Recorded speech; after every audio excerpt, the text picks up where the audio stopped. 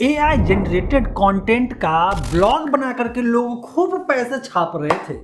और जब गूगल ने पेनाल्टी मारा तो इसके बाद जो है सबका ट्रैफिक एकदम से जीरो, और जीरो ही नहीं, डी इंडेक्सिंग कर दिया। अब लोग परेशान, अरे यार क्या हो गया।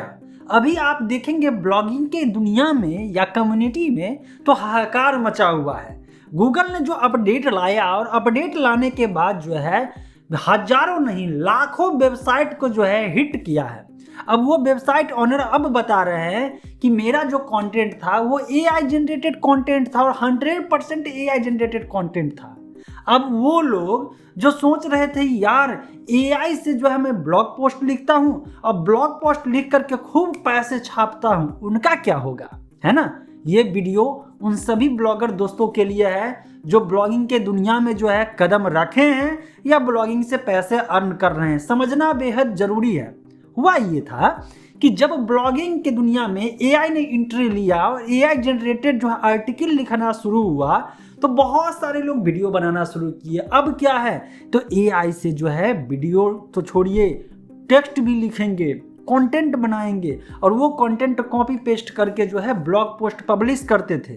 और शुरुआत में हुआ ये कि सर्च इंजन में रैंकिंग भी अच्छा मिलना शुरू हुआ, और जब रैंकिंग मिलना शुरू हुआ तो बाद में जब गूगल ने अपडेट लाया एआई जनरेटेड कंटेंट के लिए और फिर पता चला कि बहुत सारे वेबसाइट पे मैनुअल एक्शन हुआ है, उसके पास नोटिफिकेशन आया और पता चला उसको कंप्लीट डी इंडेक्सिंग कर दिया गया है ना। अब वो परेशान हो गए, उनका ट्रैफिक जीरो हो गया, अर्निंग जीरो हो गया और 10-10 साल पुराना वेबसाइट भी इसमें हिट हुआ है तो वो भी परेशान हो गए। ऐसे में अगर आप ब्लॉगर हैं तो आप टेंशन में आगे होंगे, यार जो इतना पुराना वेबसाइट है ब्लॉग चला रहे हैं उसका ट्रैफिक जीरो और डी इंडेक्सिंग गूगल से पूरा गायब हो जाए तब तो उसका तो है लुटिया ढूंढ जाएगा। फिर आपके साथ क्या होगा। देखिए बीच में मैं वीडियो नहीं बना रहा था, मैं आपको जेन्युइन कंटेंट हमेशा से देता हूं, जो रियलिटी है वो देता हूं। मैं आपको बराबर बोलते आया हूं, जो मेरा प्राइमरी चैनल है उस पर भी, कि एआई जो आया है वो हम सबको अपने काम में हेल्प पहुंचाने वाला है। ऐसा कभी नहीं होगा कि कंप्लीट ये जो कंटेंट क्रिएशन की दुनिया है ना सब एआई जनरेटेड ही हो जाएगा। वीडियो भी एआई जनरेटेड ही होगा, टेक्स्ट भी एआई जनरेटेड होगा। तो फिर बताइए ह्यूमन टच का क्या होगा। कुछ नहीं होगा, उसके बिना क्या होगा। अब आप बताइए कि आप एक तरह से सोचिए, ब्लॉगर नहीं, आप एक जनरल इंटरनेट यूजर, नॉर्मल जो है रीडर हैं या कंज्यूमर हैं, ठीक। अब आपके सामने दो ब्लॉग दिया जाता है सेम इंफॉर्मेशन के लिए। एक एआई जनरेटेड कंटेंट है जो कंप्लीट पता चल रहा है एआई जो है टू द पॉइंट फैक्ट वहां पे लिख दिया है। दूसरा जो है वो ह्यूमन द्वारा लिखा गया, मतलब एक नॉर्मल ब्लॉगर इंसान के द्वारा ह्यूमन टच देते हुए वो कंटेंट लिखा गया है। आप किसको पढ़ना पसंद करेंगे। अब आप कोई न्यूज़ तो रीडिंग कर नहीं रहे हैं कि टू द पॉइंट जो है चीज़ें पढ़ना और बात खत्म कर देना। आप पढ़ रहे हैं ब्लॉग पोस्ट को, और गूगल को भी अच्छे से मालूम है कि ये ब्लॉग है और ब्लॉग पोस्ट को किस ढंग से होना चाहिए।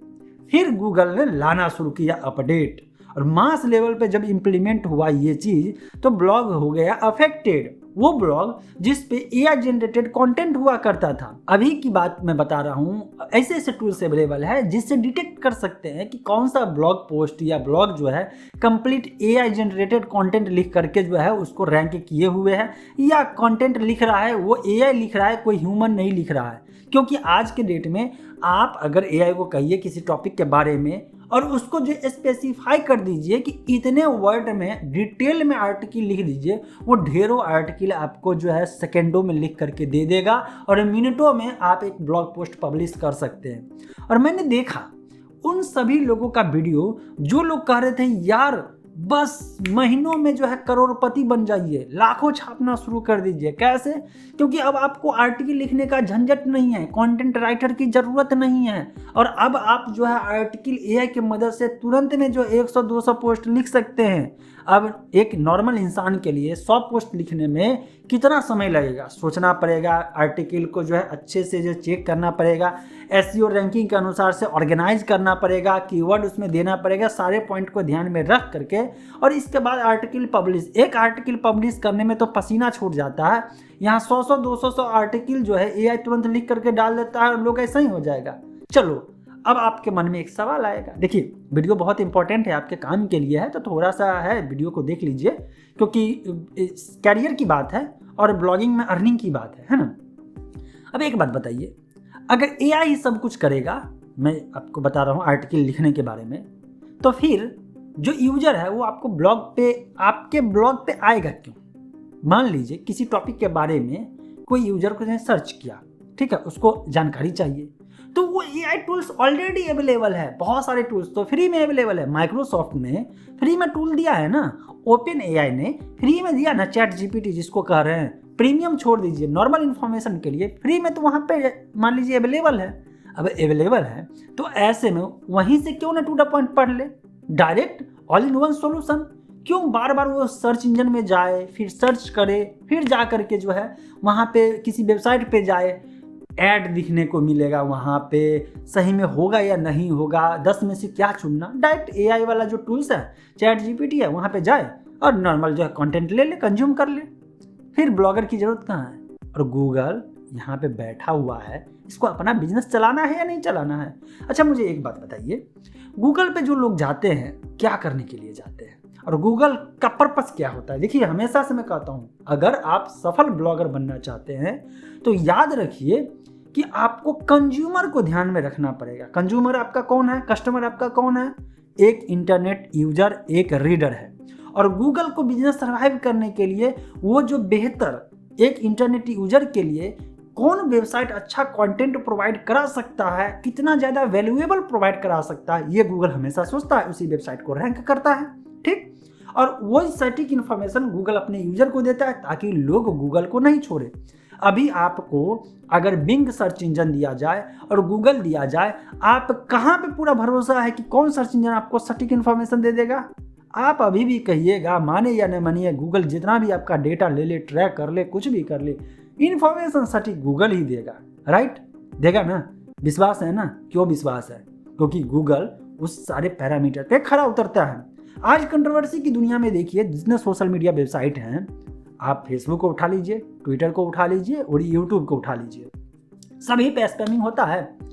यूट्यूब पे देखिए कितना स्ट्रिक्ट है कि कंटेंट को फिल्टर कर देता है, और उसका एल्गोरिथम इतना स्मार्ट है कि हर चीज़ को समझ के ट्रांसक्रिप्ट करके, और इसके बाद अगर वो चाहे ये चीज़ नहीं रैंक करेगा, लोगों के पास नहीं दिखेगा तो नहीं दिखेगा। लेकिन बाकी प्लेटफॉर्म पे आप देखिएगा, वहाँ पे जो है दिक्कत है। ये चीज़ आपको लगेगा कि हेट बहुत ज़्यादा फैल रहा है, फेसबुक पे फैल रहा है, ट्विटर पे भी फैल रहा है। आजकल लोग जो है, पहले ट्विटर पे इतने लोग नहीं थे एक्टिव, प्रोफेशनल लोग रहा करते थे। प्रोफेशनल में भी जो है थोड़ा सा जो है एक अलग इंटेलेक्चुअल वाली बात वहाँ पे हो जाती थी, लेकिन अब वहाँ पे भी कंप्लीट प्रोपेगेंडा होता है, बहुत सारी चीज़ होता है ना। तो गूगल के जो प्रोडक्ट सब आप देखेंगे, तो प्रोडक्ट से आप जो है सोचेंगे यार, कहीं ना कहीं आपके लाइफ में जो है ना, इंटरनेट का जो है यूजेज और इंटरनेट की दुनिया में है ना, तो आपको गूगल के प्रोडक्ट होल्ड करके रखे हुए हैं। सोशल मीडिया में यूट्यूब, इसके बाद सर्च इंजन में गूगल खुद सर्च इंजन, मेल की दुनिया में जीमेल, अगर इसके बाद ऑपरेटिंग सिस्टम में एंड्रॉयड, और इस तरह से देख सकते हैं इसका सारा इकोसिस्टम बना हुआ है। प्ले स्टोर की दुनिया में, मतलब ऐप स्टोर की दुनिया में गूगल प्ले स्टोर है ना, सब बना हुआ है। क्यों?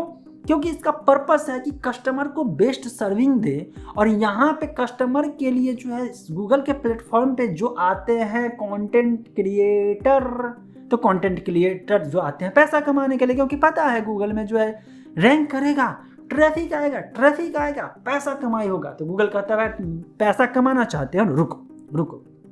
अब पैसा कमाने वाला एक दो तो लोग हैं नहीं, लाखों नहीं, करोड़ों की संख्या में है। तो करोड़ों की संख्या में तो गूगल भी भाव खाता है, कहते हैं यार मेरे पास ऐसा तो है नहीं कि कंटेंट क्रिएटर, मतलब कि जो आर्टिकल ब्लॉगर लिखने वाले हैं, वेबसाइट ओनर है, उसकी संख्या कम है। एक टॉपिक के जो लाखों पोस्ट भरे पड़े हैं, तो मैं यहाँ पे भाव खाऊंगा और मैं उस सब में अपना एक क्राइटेरिया सेट करूंगा जो मेरे लिए बेस्ट सुटेबल रहेगा। मोनोपोली भी गूगल का यहाँ पे मानना पड़ेगा कुछ चीज़ों में। आप अगर उसके बारे में और डीपली रिसर्च करेंगे, समझेंगे, तो पता चलेगा गूगल कहीं कहीं पे गलती भी करता है, पेनाल्टी भी लगता है, गलत प्रैक्टिस भी करता है बिजनेस की दुनिया में, है ना। तो इसके बारे में न्यूज़ ऑलरेडी मिल जाएगा। तो फिर ऐसे में समझ में आएगा कि गूगल का सारा पर्पस रहता है कि हम अपने कस्टमर को क्या दिखाएं, बेस्ट रिजल्ट कितना दे। तो हमेशा याद रखिए, जब तक गूगल है तब तक ब्लॉगर रहेगा, सरवाइव करेगा। ह्यूमन टच एकदम जरूरी है। कितना भी एआई जनरेटेड हो जाएगा तो जिसको ज़रूरत होगा एआई जनरेटेड कंटेंट के लिए गूगल पे आएगा नहीं, गूगल जेमिनी इस्तेमाल करेगा, नहीं तो चैट जीपीटी इस्तेमाल करेगा, और नहीं तो जो माइक्रोसॉफ्ट का अपना है।